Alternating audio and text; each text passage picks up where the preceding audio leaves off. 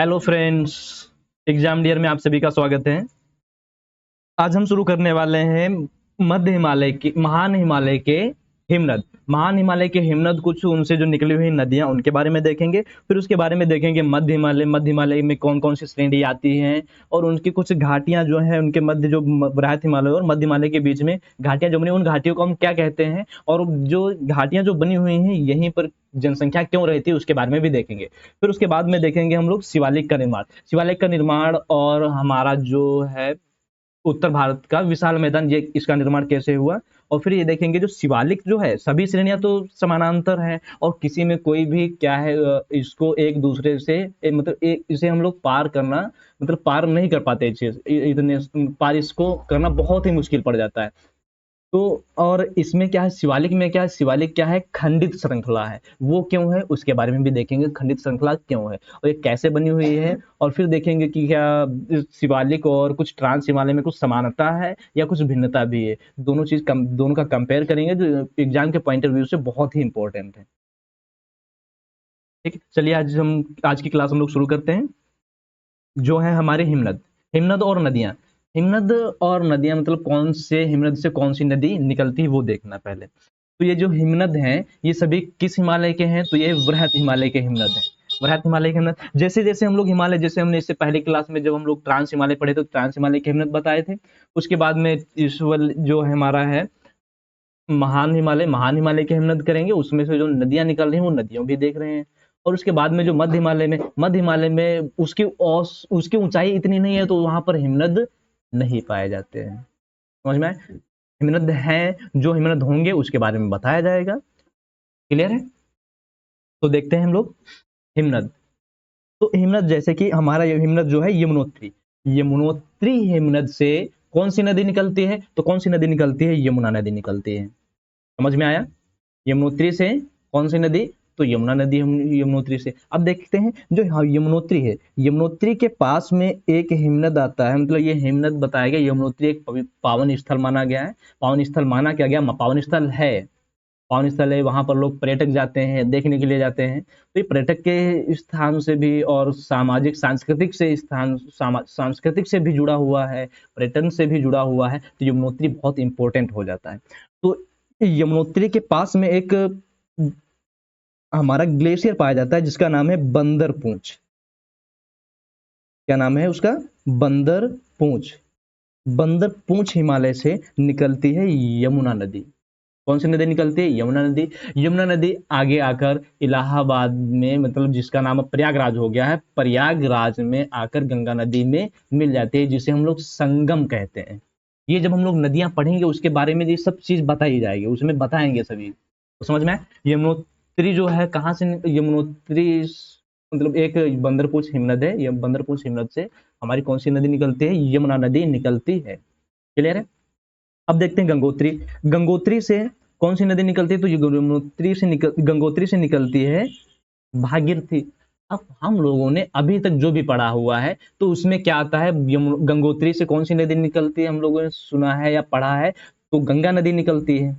यही तो पढ़ा ना सब लोग। तो गंगा नदी गंगोत्री से नहीं निकलती है।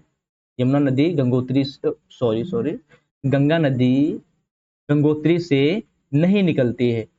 वो आगे आकर गंगा नदी बनती है। कब बनती है, जब भागीरथी और अलकनंदा आपस में मिलते हैं। जब मिलते हैं तब कौन सी नदी बनती है, तब बनती है गंगा नदी। तो गंगोत्री भी एक सांस्कृतिक स्थान है, पावन स्थान है, तो ये भी एक बहुत इंपॉर्टेंट है। तो इसके पास में एक हिमनद पड़ता है जिसका नाम है गोमुख। क्या नाम है जिसका, गोमुख। तो गोमुख से निकलती है भागीरथी। कौन सी निकलती है, भागीरथी। अब ऐसा नहीं सिर्फ हम लोग ये नदियां ही पढ़ेंगे, उस नदी पर जो भी बांध होंगे, जो भी बांध बने होंगे वो सभी हम लोग देखेंगे। क्लियर है? अब देखते हैं चोराबारी। चोराबारी जो है, चोराबारी से निकलती है हमारी मंदाकिनी नदी। कौन सी नदी निकलती है, मंदाकिनी नदी निकलती है कहां से, चोराबारी से। चोराबारी जो हिमनद है उसी से निकलती है मंदाकिनी नदी। फिर जो लिखा हुआ है क्या है, सतोपंथ। सतोपंथ ग्लेशियर से निकलती है अलकनंदा। मीलम से निकलती है काली नदी। अब काली नदी को हम लोग जानते हैं, काली नदी जो है नेपाल से काली नदी सॉरी नेपाल से नहीं निकलती है। काली नदी हमारे काली नदी जो है हमारे मतलब हिमालय से आती हुई हमारे भारत में प्रवेश करती है और शायद गंगा नदी में मिल जाती है। ठीक है, तो मीलम से कौन सी नदी निकलती है? काली नदी निकलती है। मीलम से कौन सी नदी? काली नदी। फिर हमारा जो है गोसाई धाम। गोसाई धाम जो हिमनद है, गोसाई धाम हिमनद से निकलती है कोसी। कौन सी नदी निकलती है? कोसी। और नेपाल में इसका नाम क्या है? सप्तकोसी। सप्तकोसी कहाँ बोला जाता है कोसी नदी को? तो कोसी नदी को नेपाल में क्या कहा जाता है? सप्तकोसी। जैसे कि हिमालय को नेपाल में क्या कहा जाता है? सागर माथा। उसी प्रकार से इसे नेपाल में क्या कहा जाता है? सप्तकोसी। सप्तकोसी। तो कोसी नदी के बारे में तो सभी जानते हैं। कोसी नदी को हम लोग कोसी नदी को बिहार में क्या कहा जाता है? बिहार में कोसी को कहा जाता है बिहार का शोक। कोसी नदी को कहते हैं बिहार का शोक। क्यों कहते हैं? क्योंकि ये बिहार जब नेपाल से बिहार में प्रवेश करती है तो अपने साथ में बहुत सा अवसाद लाती है। अवसाद लाने के साथ में और बहुत ज्यादा बाढ़ लाती है। अवसाद के साथ में क्या होता है? ये नदी अपना रास्ता बदलती रहती है। क्या करती रहती है? रास्ता बदलती रहती है। इसीलिए इसे क्या कहा जाता है? बिहार का शोक। समझ में आया? अगला है जेनु। जेनु हिमनद से निकलती है तीस्ता नदी। जेनु हिमनद से कौन सी नदी निकलती है? तीस्ता नदी निकलती है। और जो जेनु हिमनद है वो हमारे पूर्वी हिमालय का सबसे बड़ा हिमनद है। जेनु हिमनद जो है पूर्वी हिमालय का सबसे बड़ा हिमनद है। क्लियर है? चलिए अब आगे बढ़ते हैं हम लोग। आगे देखते हैं हम लोग मध्य हिमालय की कुछ चोटियां और उसमें जो घाटियां बनी हुई है वो घाटी भी देखते हैं हम लोग। तो मध्य हिमालय की जो औसत ऊंचाई है, मध्य हिमालय की औसत ऊंचाई जो है, औसत ऊंचाई कितनी है? औसत ऊंचाई है 3500 से 4000 मीटर। कितनी है? 3500 से 4000 मीटर। और आपको पता है ये सबसे चौड़ा है। ये जो मध्य हिमालय है ये सबसे चौड़ा है। इसकी जो चौड़ाई है वो 80 से 100 किलोमीटर है। कितनी है? 80 से 100 किलोमीटर इसकी चौड़ाई आती है। तो सबसे चौड़ा हिमालय कौन सा है? तो मध्य हिमालय है। सबसे चौड़ा हिमालय मध्य हिमालय। क्लियर है? देखते हैं। अब देखो मध्य हिमालय में कुछ श्रेणियां पाई जाती हैं, जैसे हमारी आती है पीर पंजाल श्रेणी, धौलाधार श्रेणी, मसूरी, नागटिब्बा और महाभारत। समझ में आया? कौन कौन सी? पीर पंजाल, धौलाधार, मसूरी, नागटिब्बा, महाभारत। मेरे साथ में बोलेंगे। पीर पंजाल, धौलाधार, मसूरी, नागटिब्बा, महाभारत। ये सभी कहाँ की हैं? तो ये सभी हैं हमारे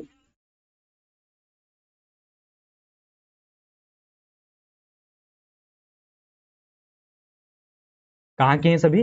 तो सभी हैं ये मध्य हिमालय की श्रेणियां। समझ में आया? मध्य हिमालय की श्रेणियां। तो देखते हैं यहाँ की जो घाटियां, इन घाटियों को हम क्या बोलते हैं? अनुप्रस्थ घाटियां। क्या बोलते हैं? अनुप्रस्थ घाटियां। क्लियर? तो अनुप्रस्थ घाटियां जो हैं, अनुप्रस्थ घाटियां जैसे कश्मीर हो गए, कश्मीर की घाटी है, लाहौल स्पीति घाटी है, कुल्लू कांगड़ा घाटी है, काठमांडू घाटी है। तो यहाँ पर हम लोग देखते हैं कि ये कैसे, मतलब ये घाटियां कहाँ पर है और यहाँ की जनसंख्या कहाँ निवास करती है वो भी हम लोग देख रहे हैं। तो देखो ये जो है हमारा, जैसे कि हम यहाँ पर एक श्रेणी बनी हुई है, इस श्रेणी का नाम क्या है? इस श्रेणी का नाम है मध्य हिमालय। क्या नाम है इसका? इस श्रेणी का नाम है मध्य हिमालय। क्या नाम है इसका? मध्य हिमालय। और ये जो श्रेणी है, ये श्रेणी जो बना रहे हैं, इस श्रेणी का नाम है बृहत हिमालय। क्या नाम है इस श्रेणी का? बृहत हिमालय। क्लियर है? बृहत हिमालय। ठीक है।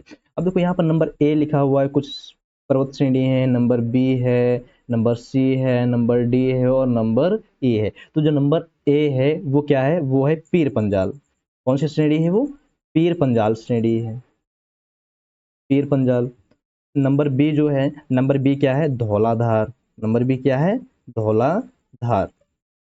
तो कभी कभी क्या आ जाता है, कभी कभी क्वेश्चन में आता है कि मध्य हिमालय की जो प्रमुख चोटियां हैं, प्रमुख पर्वत श्रेणियां हैं, उनको पश्चिम से पूर्व में लगाइए। ये आ जाता है। तो हम यहाँ पर क्रम से चल रहे हैं, तो क्रम भी हमें दिख रहा है, तो पश्चिम से पूर्व या पूर्व से पश्चिम अगर लगाना हो तो आराम से लगा सकते हैं। तो उसी क्रम में हम लेकर आए हैं, तो उसी क्रम में यहाँ पर देखेंगे। क्लियर है? तो पीर पंजाल, फिर धौलाधार, फिर उसके बाद में आता है मसूरी। क्या आता है? मसूरी। ये सबसे इंपॉर्टेंट पर्वत श्रेणियां हैं। किस हिमालय की है? तो मध्य हिमालय की है। नंबर डी में आता है, नंबर डी में क्या आता है? नंबर डी जो है, नंबर डी हमारा नाग टिब्बा। क्या है? Number D Nag Tibba.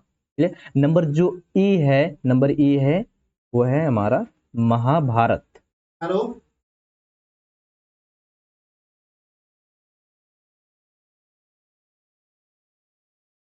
Number जो ए है क्या है? महाभारत। समझ में आया?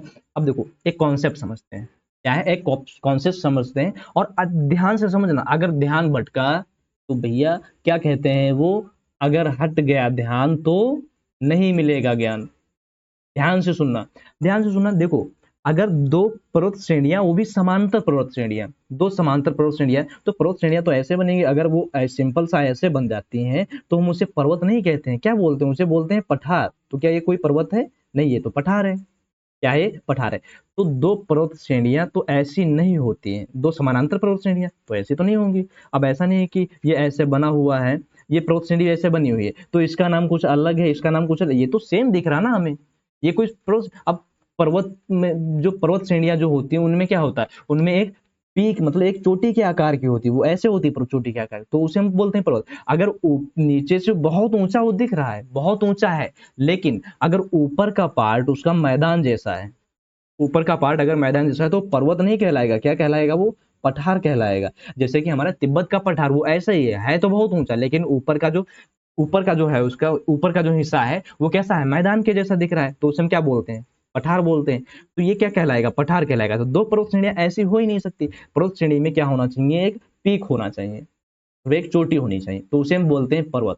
क्लियर है? तो देखते हैं, दो पर्वत श्रेणियां तो ऐसी नहीं होंगी, तो दो पर्वत श्रेणियां हम कैसी होंगी, तो वो भी दिखा रहे हैं कैसी होंगी दो पर्वत श्रेणियां। तो देखिए, जैसे कि ये एक समानांतर पर्वत श्रेणी है। क्या है? ये एक पर्वत श्रेणी और एक ये पर्वत श्रेणी, तो ऐसे दो पर्वत श्रेणियां होंगी।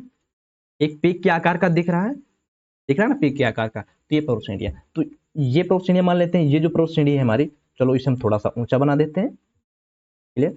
इसे हम थोड़ा सा ऊंचा कर देते हैं, थोड़ी सी नीचे रहेगी, ऊंचा बना देते हैं। देखिए ये हो गई एक, और एक ये हो गई। तो ये जो है, ये है हमारी वृहत हिमालय। कौन सी है? वृहत हिमालय। और ये है मध्य हिमालय। क्या है ये? मध्य हिमालय पर्वत श्रेणी, और ये है वृहत हिमालय पर्वत श्रेणी। देखो मध्य हिमालय और वृहत हिमालय के बीच में कुछ क्षेत्र पाया गया जो पर्वतों से नीचा है, जो पर्वतों से नीचा है। तो पर्वतों से नीचा जो क्षेत्र होता है उसे हम क्या बोलते हैं? दोनों पर्वतों के बीच में है, दोनों पर्वतों के बीच में है और पर्वत क्षेत्र से बहुत ही नीचा है। तो नीचा है तो उसे क्या कहा जाता है? उसे कहा जाता है घाटी। क्या कहते हैं? घाटी। क्या बोलते हैं उसे? घाटी बोलते हैं। ये समझ आया? जिस क्या कहेंगे? इसे घाटी कहेंगे। क्लियर? अब देखो, जो वृहत हिमालय है, वृहत हिमालय में यहाँ तक जो ये है, इसके ऊपर सभी क्या है? बर्फ ढकी हुई है, और इसमें इसके ऊपर वाली चोटी में सिर्फ क्या है? बर्फ ढकी हुई। लेकिन ध्यान से देखना, क्या घाटी में बर्फ है? लेकिन घाटी में तो बर्फ नहीं है। घाटी में बर्फ बर्फ नहीं है। अगर घाटी में बर्फ नहीं है तो बताओ यहाँ क्या पेड़ पौधे पनपेंगे? हाँ जरूर पनपेंगे। पेड़ पौधे तो पनपेंगे नहीं, पेड़ पौधे पनपेंगे। तो यहाँ पर पेड़ पौधे, घास के मैदान और पेड़ पौधे भी हैं, पेड़ पौधे भी हैं, घास भी है, और मैदान भी पाया गया है। मैदान भी है ना। तो घाटियों में क्या है? घाटियों में क्या होता है? घाटियों में पेड़ पौधे भी उगते हैं, घास के मैदान भी होते हैं, घास के मैदान भी होते हैं, और वहां की जनसंख्या जो होती है वो घाटियों में ही रहती है। अब समझ आया ना घाटियों में क्यों रहती है? क्यों? अब भैया ये बताओ, ऊपर पूरा बर्फ जमा हुआ है, पर्वतों पर पूरा बर्फ जमा हुआ है, तो बर्फ में कौन सरवाइव कर पाएगा? और इतने ऊंचे ऊंचे पर्वत तो इतने ऊंचे ऊंचे पर्वत पर तो चढ़ना ही मुश्किल हो जाता है, वहां पर घर कैसे बनाएंगे? समझ आया ना? क्योंकि पहाड़ों पर ज्यादा घर क्यों नहीं होते हैं, और खासकर ऊंचे पहाड़ों पर, जैसे हिमालय, हिमालय के ऊंचे पर्वत जो है वहां पर कुछ नहीं है। मध्य महान हिमालय में कुछ है नहीं है। मध्य हिमालय की निचली श्रेणियों में कुछ लोग रहते हैं, और लेकिन ऊपर की अगर चोटी में देखा जाए तो वहां पर है, वहां पर तो बर्फ ढकी हुई, वहां पर नहीं है। तो कहाँ रहते हैं, अधिकतर जनसंख्या कहाँ मिलती है हमें, तो अधिकतर जनसंख्या मिलती है घाटी में। कहाँ मिलती है, घाटी में। ठीक। तो जैसे कि कुछ वराहत हिमालय है, और जैसे वराहत हिमालय और मध्य हिमालय के बीच में कुछ घाटियां पाई गई। जैसे यहाँ पर एक घाटी मिली हमें ए नंबर के पास में, ए नंबर के पास में एक घाटी मिली जिसका नाम है काश्मीर की घाटी। उसे क्या कहते हैं, कश्मीर की घाटी। यहाँ पर घास के भी मैदान होते हैं, क्या होते हैं, घास के भी मैदान होते हैं। तो कश्मीर की घाटी मिली यहाँ पे हमें, मजा है, कश्मीर घाटी। नंबर बी, नंबर बी जहां पर लिखा हुआ है, अब ये कश्मीर घाटी जो है किसके किसके मध्य है, तो वरहत हिमालय और पीर पंजाल। वो तो दिख रहा ना, ये क्या है, वरहत है, ये जो है ये है वराहत हिमालय और पीर पंजाल। तो वराहत हिमालय और पीर पंजाल के मध्य में जो घाटी मिली है, उस घाटी का नाम क्या है, कश्मीर की घाटी। ठीक है। अब नंबर बी के पास में भी घाटी मिली, नंबर बी के पास में भी यहाँ पर भी घाटी पाई गई। तो यहाँ पर की जो घाटी है वो किसके किसके मध्य है, तो ऊपर तो वराहत हिमालय है, उसके दक्षिण में कौन सा है, तो दक्षिण में धौलाधार पर्वत श्रेणी। तो वराहत हिमालय और धौलाधार पर्वत श्रेणी के मध्य में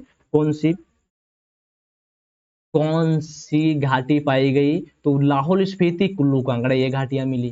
लाहौल स्पीति और कुल्लू कांगड़ा ये घाटियां मिली। और यहाँ पर आते हैं तो नंबर ई के पास में मिला हमें एक घाटी। तो यहाँ की जो घाटी, इस घाटी का नाम क्या है, इस घाटी का नाम है काठमांडू की घाटी। समझ में आया, काठमांडू की घाटी। तो काठमांडू, अगर हमें नेपाल में टहलना है तो नेपाल में टहलने की वजह से हम कहाँ टहल लेते हैं, काठमांडू में। वहां पर हर प्रकार के लोग मिलेंगे क्योंकि वहां का बहुत बड़ा शहर, मतलब वहां की राजधानी है, नेपाल की राजधानी। तो राजधानी में तो सारी सभी प्रकार के लोग मिल जाते हैं। तो और ये पर्यटन के, इस पर्यटन की दृष्टि से भी बहुत, मतलब यहाँ पर पर्यटन भी बहुत ज्यादा जाते हैं, पर्यटन भी बहुत, और अच्छी सुंदर जगह है। हालांकि हमारा जो कश्मीर है, कश्मीर सबसे, विश्व की सबसे सुंदर जगह कश्मीर ही है। हम लोग जाते हैं ना विदेश टहलने जाते हैं, विदेश से टहलने से अच्छा है अगर हम लोग अपने ही देश में टहल लें तो विश्व की सबसे सुंदर जगह हमें देखने को मिलेगी। लेकिन लेकिन लेकिन क्या है, लेकिन वहां पर कोई जाना पसंद नहीं करता है। क्यों, गलती किसकी है, भारत वालों की? नहीं, तो भारत वालों की गलती नहीं, ये सब गलती किसकी है, ये पाकिस्तान की गलती है। वो पता नहीं कब क्या कर दे, कब वहां पर जाकर नागरिकों को मारने ले, कब वहां पर बम विस्फोट कर दे, क्या हो जाए किसी को नहीं पता चला, किसी को नहीं पता चला। तो इसी वजह से वहां पर्यटन स्थल बहुत ही कम हो गया है, बहुत ही कम हो गया है। तो अब उससे अच्छी जगह हमारे भारत में है ही नहीं कहीं पर, लेकिन उन्हीं की वजह से सब खराब हो गया। समझ में आ रहा? तो कश्मीर को भारत का स्वर्ग भी कहा जाता है, कश्मीर को क्या कहा जाता है, भारत का स्वर्ग भी कहा जाता है। क्लियर? तो आगे देखते हैं। देखो यहाँ पर जब, अच्छा घाटी जो होंगी, घाटी में पेड़ पौधे होंगे, क्या घास नहीं होगी, घास के मैदान भी उगेंगे, घास के मैदान है। तो यहाँ पर कुछ घास के मैदान है, विशेष घास के मैदान, जिनको हम लोग जिनको क्या बोला जाता है, जिन्हें बोला जाता है मर्ग। क्या बोला जाता है, मर्ग। और उन्हें बुग्याल या क्याल भी कहते हैं। मर्ग का नाम सुना होगा, तो मर्ग जैसे क्या है, गुलमर्ग है, सोनमर्ग है, ये हो जाते हैं गुलमर्ग और सोनमर्ग, इस प्रकार से। और जिन्हें हम लोग क्या कहते हैं, बुग्याल और क्याल भी कहते हैं। बुग्याल कहा जाता है और क्या कहा जाता है, क्याल भी बोला जाता है। समझ आए?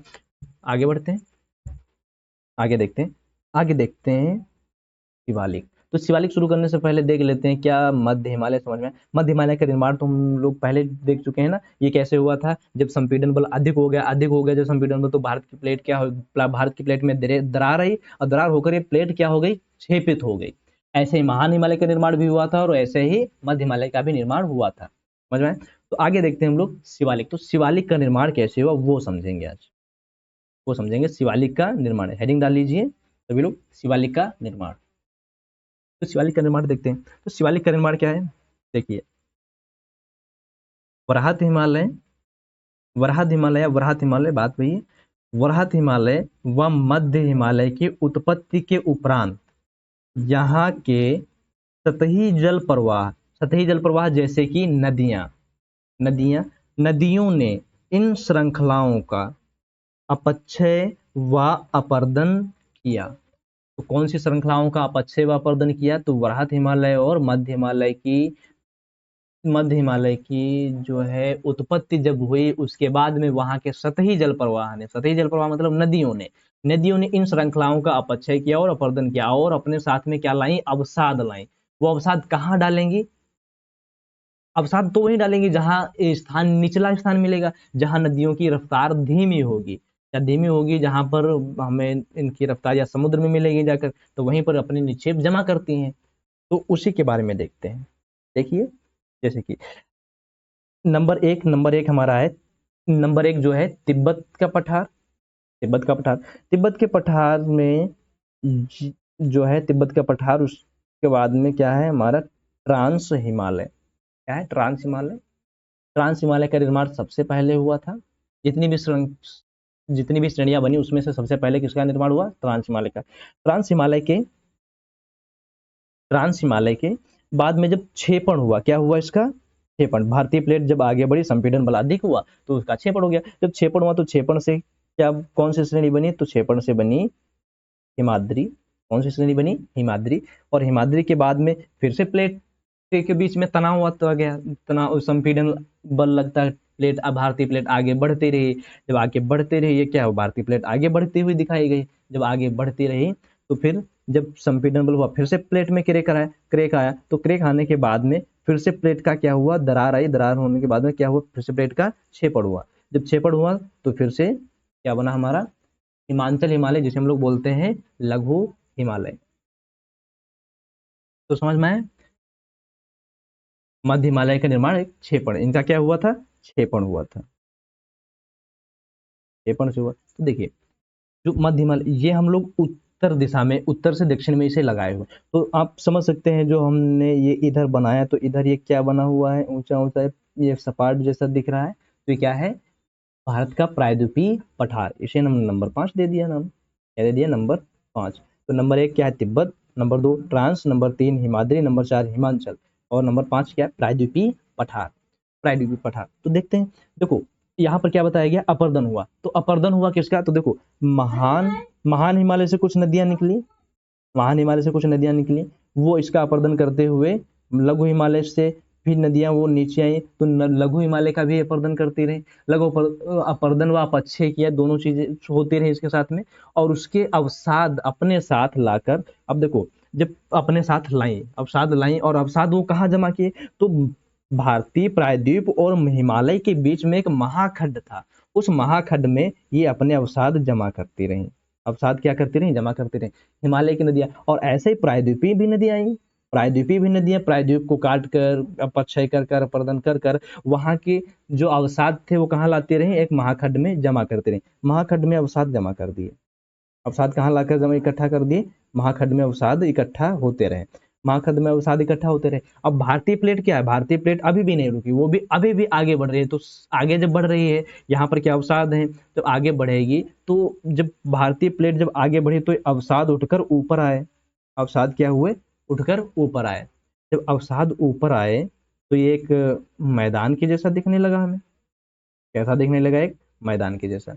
समझ में आया? ये ऊपर उठे क्यों? क्योंकि संपीड़न बल अभी भी कार्य कर रहा है। संपीड़न बल अभी भी लग रहा है प्लेटों के मध्य, प्लेटों के मध्य संपीड़न बल अभी भी लग रहा है, तभी ये क्या हुआ? ऊपर उठे। जब ऊपर उठे, अब देखो हमने इससे पहले बताया है, अगर कोई भी अवसादी प्लेट है और उस पर संपीड़न बल अधिक लग रहा है, संपीड़न बल अधिक लग रहा है, तो क्या वो अवसाद फोल्ड हो जाएंगे या नहीं होंगे? तो फोल्ड हो जाएंगे। तो देखो, ये जो मैदान जो हमारा बना, ये मैदान बना, इस मैदान को क्या बोलते हैं? भारत का उत्तरी मैदान। भारत का उत्तरी मैदान। क्वेश्चन आता है, शिवालिक पहले बना या भारत का उत्तरी मैदान पहले बना? तो पहले क्या बना? भारत का उत्तरी मैदान बना। क्या बना? भारत का उत्तरी मैदान पहले बना और शिवालिक बाद में बना। तो देखते हैं, भारत का मध्य हिमालय, भारत का उत्तरी मैदान बना। कैसे बना?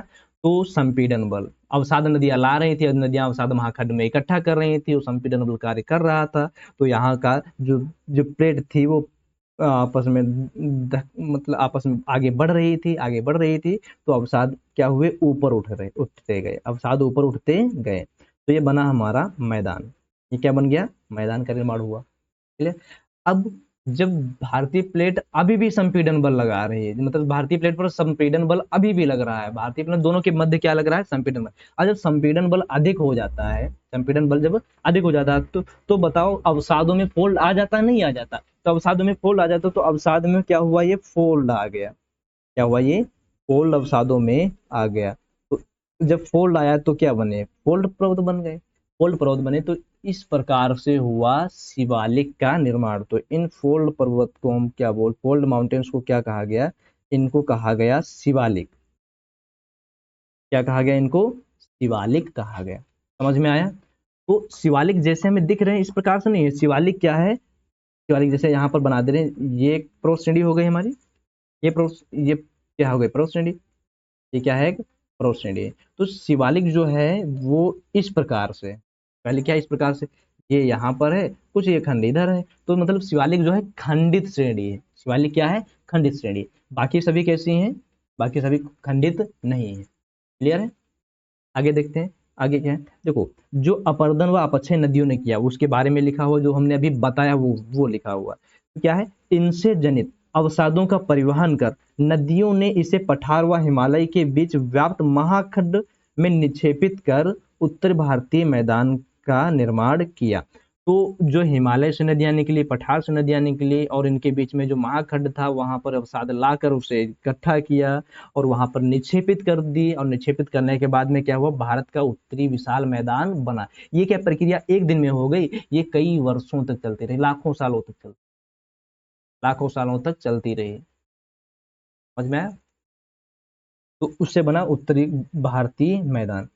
फिर क्या हुआ, किंतु निरंतर संपीड़न बल के चलते, मतलब संपीड़न बल अभी भी लग रहा था, मैदान बन गए थे उसके बाद में संपीड़न बल लग रहा था। जब संपीड़न बल लगता रहा, निरंतर संपीड़न बल के चलते इस मैदान के उत्तरी भाग में वलन के कारण शिवालिक का निर्माण हुआ।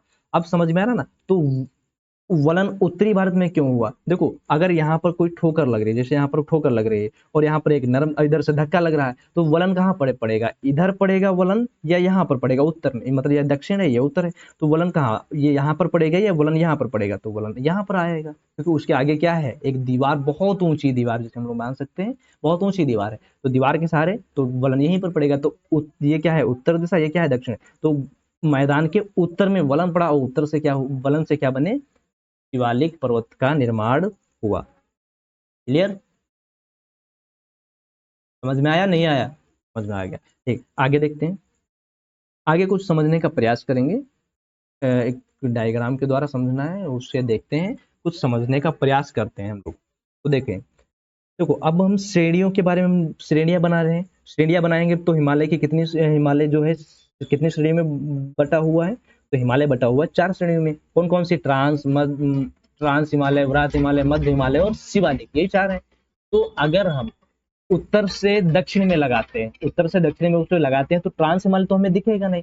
जैसे कि ये ऐसे लगा दिया हमने, और ये बृहत हिमालय बहुत ऊंचे, तो इसके पीछे ट्रांस हिमालय छिप जाएगा, तो ट्रांस हिमालय तो हमें दिखेगा नहीं। ट्रांस हिमालय दिखेगा, ट्रांस हिमालय हमें नहीं दिखेगा। तो वही चीज देखते हैं। देखो जैसे कि ये हो गया,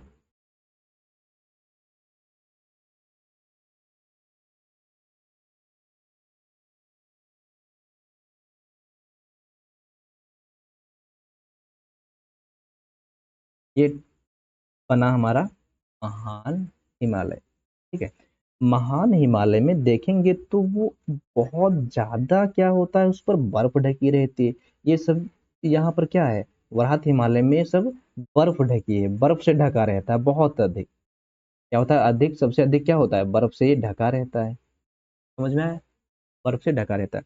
यहाँ पर देखते हैं, यहाँ पर जो उसके बाद में किसका निर्माण हुआ, तो उसके बाद में निर्माण हुआ मध्य हिमालय का। किसका निर्माण हुआ, मध्य हिमालय का निर्माण हुआ। तो ये क्रम समझ रहे हैं कैसे बना हुआ है,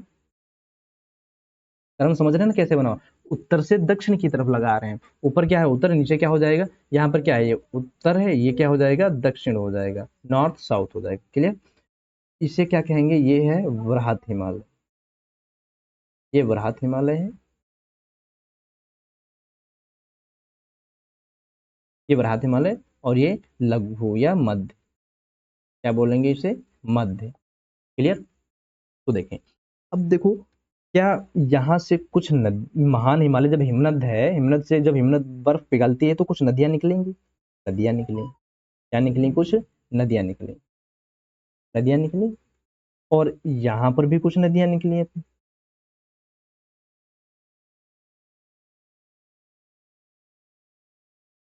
यहाँ से भी क्या निकली, कुछ नदियां निकली। क्लियर, यहाँ से भी कुछ नदियां निकली। नदियां निकली तो नदियां क्या अपने साथ में जब इसका अपर्दन करेंगी तो अपने साथ में अवसाद लाएंगी या नहीं लाएंगी? तो अवसाद लाएंगी अपने साथ में, अवसाद लाएंगे। वो अवसाद कहाँ इकट्ठा करेंगी? जहां पर उन्होंने मैदान, मतलब उनकी जब स्पीड कम हो जाएगी, स्पीड मतलब जब ढलान कम हो जाएगा, क्योंकि ढाल पर नदियां बहुत स्पीड में चलती हैं, जब ढलान कम हो जाएगा तो वहां पर नदियां अपने निक्षेप इकट्ठा करेंगी।